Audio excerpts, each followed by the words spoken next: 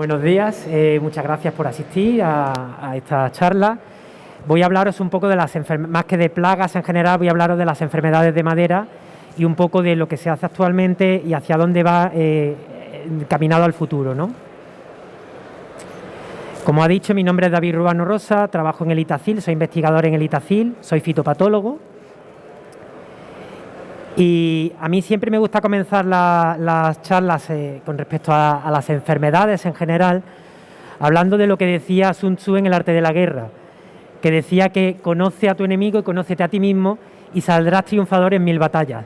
¿Qué quiere decir esto? Necesitamos conocer perfectamente qué agentes causales están implicados en las enfermedades o en las plagas que afectan a nuestro cultivo. El conocimiento es poder, por eso ponemos tanto hincapié desde la fitopatología en conocer a estos agentes y esto nos da las claves para abordar las enfermedades en el futuro.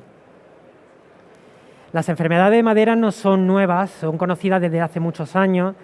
Ya a finales del siglo XIX se recogían en manuales de viticultura, pero realmente que den lugar a un problema fitopatológico es más reciente. Principalmente debido a que en los finales de los años 80, principios de los años 90, se produce un boom en la viticultura. Se comienza a plantar gran cantidad de viñedos y entonces ocurre que no existe un control más exhaustivo del material vegetal que se utilizaba para hacer frente a esa demanda. Además, a partir de 2001 se prohibió el principal control químico que teníamos para hacer frente, para controlar estas enfermedades, que era el arsenito sódico. Esto unido a los métodos de producción, intensificación del cultivo, mecanización del cultivo, ha dado lugar a que actualmente hablemos en España de una situación de entre el 3 y el 20% de afección de enfermedades dependiendo de la zona en la que nos encontremos.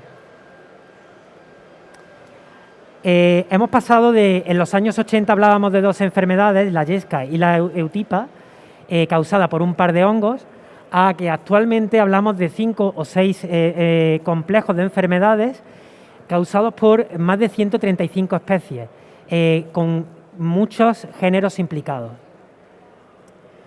En general hablamos que las enfermedades fúngicas de la madera afectan a la madera de la vid, tanto al tronco como a las ramas como las raíces, causando alteraciones internas que pueden provocar necrosis o...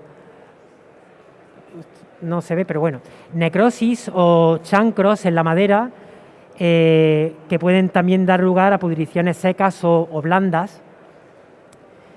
Estos síntomas internos se demuestran en el exterior con unos síntomas externos que no suelen ser muy específicos y que se pueden confundir tanto con otras enfermedades, con incluso plagas o factores abióticos como la sequía o deficiencias. Se produce una reducción del desarrollo, un menor vigor, ausencia o retraso de la brotación de las plantas, acortamiento de entrenudos, clorosis o marchitez, decaimiento general, se pueden morir pulgares, brazos o incluso en un tiempo indeterminado la muerte de la planta. Puede afectar tanto a planta joven como a planta adulta.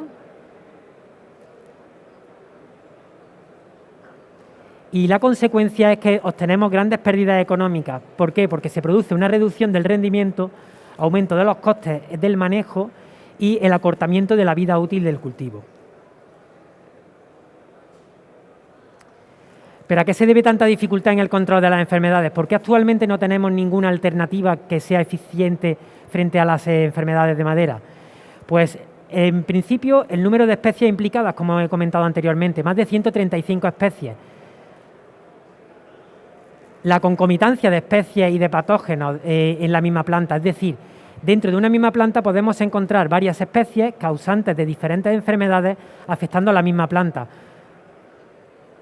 Sintomatología compleja que impide que tengamos un diagnóstico rápido y eficiente en campo para poder actuar. La latencia. En muchas ocasiones las plantas están infectadas, pero no producen síntomas o no se ven alteradas la apariencia en la planta hasta que no se enfrentan a un estrés abiótico años más tarde.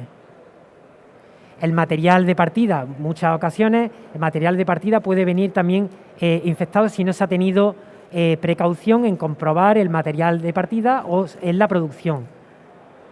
Mucha variabilidad en la dispersión, siendo principalmente dispersadas por el viento, la lluvia, insectos.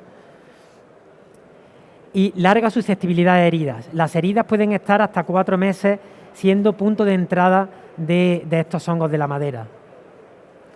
Y actualmente se ha visto la gran influencia que tiene el cambio climático en el incremento de estas enfermedades, porque no deja de producir un estrés abiótico que va a dar lugar a debilitamiento de la planta y, por tanto, los patógenos que están de forma latente en la planta acceden de forma oportunista a producir sintomatología. Las principales enfermedades que encontramos, pues podemos diferenciarlas en planta joven y en planta adulta. En planta joven encontramos la enfermedad de Petri, el pie negro, los decaimientos por botriofa aérea o lo que se conoce como brazo muerto, decaimientos por diaporte, que es la escoriosis, que van a producir síntomas que en ocasiones son muy similares entre sí. Es muy importante, como decía, conocer bien el patógeno, conocer bien el ciclo de vida del patógeno, ya que esto nos va a permitir conocer en qué momento actuar sobre el patógeno. Así vamos a encontrar que si sabemos en qué momento se produce los pinnidios y las estructuras que producen estructuras de reproducción que van a dar lugar a las infecciones, podemos actuar frente a ellas y cuál es el punto de entrada en el ciclo de vida. En planta adulta vamos a encontrar principalmente la yesca, la eutipiosis y decaimientos por botriofa aérea de nuevo y decaimientos por diaporte. La yesca, pues bueno, ya conocéis la sintomatología más típicas son ese atigrado en las hojas, pueden producirse muerte de parte de la planta, muerte de la planta completa. En la eutipiosis en ocasiones se puede confundir con una presencia de ácaros por esa reducción en el desarrollo de los brotes o alguna deficiencia por ese amarilleo. De nuevo, el conocimiento del ciclo de vida nos va a permitir saber en qué punto vamos a poder actuar de forma más adecuada frente a estas enfermedades. Igual que ocurre con la eutipiosis, la madera infectada presente en la planta va a ser el punto en el que se va a producir las estructuras de reproducción que van a dar lugar a las nuevas infecciones. Por lo tanto, ¿es una misión imposible el control de las enfermedades de madera? Pues va a depender de qué concepto tenemos nosotros de control. El control, entendido como eliminación total de la enfermedad, en las enfermedades de madera, ni actualmente y desde mi punto de vista en el futuro, en un futuro cercano, vamos a tener la posibilidad de eliminar totalmente estas enfermedades. Control entendido como convivencia con el patógeno, con las enfermedades, de forma que no superen un umbral que nos permita mantener un rendimiento del viñedo adecuado, sí es posible. El problema, como comentaba al principio, es que no existen métodos curativos. Por eso lo del control entendido como eliminación se debe de borrar de la mente. Existe falta de materias autorizadas y que sean efectivas, ya no solamente autorizadas, que sean efectivas. Con lo cual, lo mejor es la prevención y realizar estrategias de control integrado. Ese es el futuro para el control de las enfermedades de madera. ¿Cuáles son las medidas actuales que contamos? Pues en el momento de la plantación, pues evitar todo tipo de estrés, tanto biótico como abiótico. Grosor adecuado y callo basal bien cicatrizado. Evitar daños en la planta, sistema radicular uniforme, sistema suelo no compactado ni anegado, evitar riegos excesivos o riegos escasos, es decir, evitar los estreses abióticos en general. No forzar la formación de la planta ni la entrada en producción. Aquí tenéis un ejemplo de una planta joven que a simple vista es muy bonito, con una producción increíble, pero esta planta no debería de estar produciendo esta cantidad de uva siendo tan joven, porque es un estrés que va a provocar que las enfermedades actúen de forma más rápida. y favorecer el desarrollo en profundidad. Como decía Gabriel Alonso de Herrera en su manual de agricultura, más valen y más fruta dan 10 cepas bien podadas y bien ataviadas que 20 corridas y arrugadas.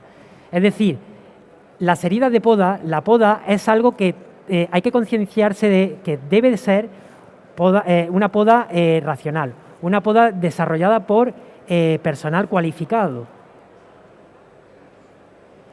Se debe reducir el tamaño del corte de las heridas dentro de lo posible.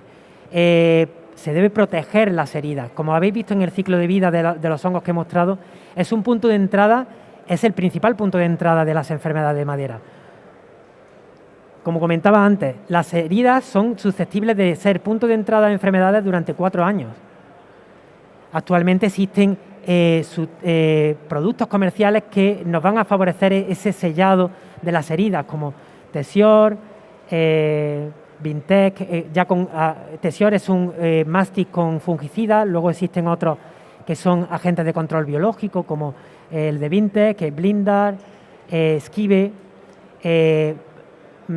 tecnología para aplicar estos mástic. La poda, se debe dejar madera de protección, no se debe de apurar a la yema, se debe favorecer una continuidad del flujo. Se debe de podar con tiempo seco, dejar transcurrir al menos 4 días sin podar después de una nevada o de lluvia, desinfectar herramientas de poda, evitar cortes grandes. A nivel fitopatológico lo ideal es adelantar la poda todo lo posible, pero esto es a nivel fitopatológico. Hay que tener en cuenta la realidad agroclimática de cada zona. Si adelantar la poda va a suponer que vamos a tener un viñedo que va a ser más susceptible a las heladas tardías, como puede ocurrir, por ejemplo, aquí en Castilla y León, pues hay que tenerlo también en cuenta. Pero se ha visto que una poda temprana se produce cuando hay menos densidad de esporas en el aire y, por tanto, menor número de infecciones. Se deben de eliminar los restos de poda. Esta imagen de restos de poda en el viñedo abandonados es muy frecuente. Desde mi punto de vista, ¿qué es lo mejor que se puede hacer? El compostaje de este material de poda. El proceso de compostaje elimina esos patógenos, con lo cual podemos tener esos beneficios que nos da el reutilizar ese material y entraríamos dentro de lo que es esa economía circular que tanto se habla ahora. Y si no podemos hacer compostaje, la retirada, eliminación, pero no dejarlo en el cultivo. También se debe de eliminar la madera muerta e infectada. Como veíais en el ciclo, esa madera que queda en la planta va a producir estructuras que van a dar lugar a la producción de conidias que nos van a dar lugar a las siguientes infecciones en siguientes años. Si vamos a hacer renovación del tronco, debemos de ir cortando hasta que no veamos ningún tipo de afección en el interior de la madera. Una vez que no vemos nada, debemos de ampliar otros 10 centímetros para asegurarnos de que no tenemos el patógeno en ese segmento. El control integrado debe ser prioritario. El control integrado no consiste en eliminar los métodos químicos. En este caso realmente no tenemos, exceptuando esos mástic con fungicidas. El control integrado significa utilizar todas las medidas que tengamos a nuestro alcance, ya sean métodos culturales, físicos, biológicos. Apostar más en el futuro por el control biológico, desarrollar productos que tengan sobre todo una gran consistencia en campo. En viñedo, o sea, en situación de vivero, que las condiciones son más controladas, sí están dando mejor resultado. Sobre todo apostar por la búsqueda de patrones, o sea, portainjertos o variedades resistentes o tolerantes a las enfermedades de madera.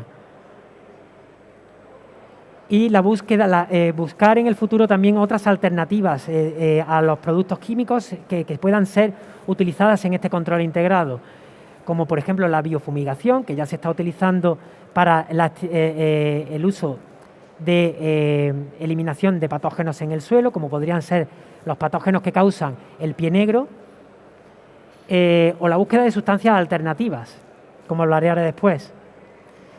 ¿Qué estamos haciendo en el Itacil con vista a este futuro con respecto a las enfermedades de madera. Tenemos actualmente un proyecto FEADER con fondos europeos que se llama Evaluación de Estrategias para la Mejora de la Sostenibilidad y Desarrollo Tecnológico del Viñedo, llamado Visostec. En colaboración con bodegas como son Tres Ases, Cuatro Rayas, Martín Verdugo y Solterra, estamos desarrollando un proyecto que consta de 5 objetivos principalmente, en el que el primero buscamos la evaluación de alternativas de control a las enfermedades de madera.